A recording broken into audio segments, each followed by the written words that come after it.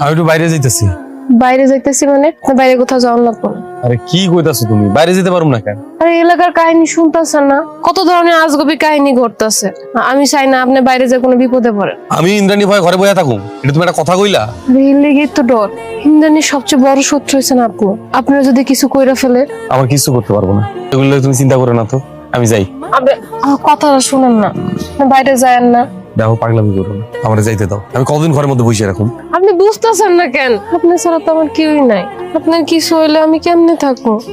আচ্ছা বুঝতেছি, তুমি খামাখা ভয় পাই না তো, আমার কিছু হইব না। না আমি যাই না, ঘরে চলুন, কিন্তু বাইরে যাবেন না। আরে আরে শোনো, আরে আমরা তো প্রথম ভাবছিলাম যে ইন্দ্রাণীরে আমরা শেষ করে দিচ্ছি, আর আমাদের গ্রামে এরকম কিছু হইব না, কিন্তু না, এখন তো দেখতেছি না আবার গ্রামের মধ্যে একটা অশুভ অশুভ কিছু ঘোরাফেরা করতেছে।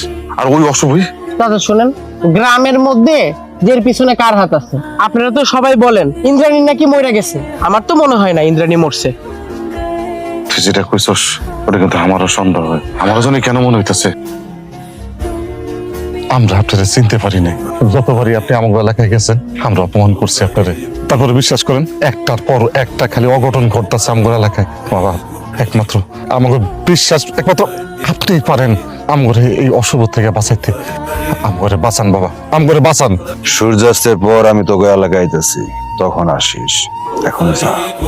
আপনার তো মরছি। কি হইছে? কিছু কইবা? তেমন কিছু না, কিন্তু আপনার হলে আমার অনেক ডর হইতাছে। আমার হইলো এবার কিসের তো?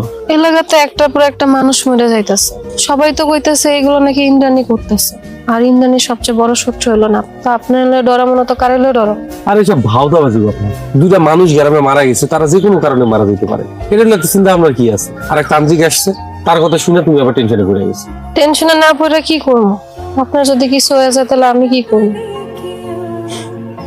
আমার কিছু হইব না। কিন্তু আপনি যে বসি ফেলায় বসে আছেন, মাছ কি উঠলো একটু? না গো, বুঝতেছে না।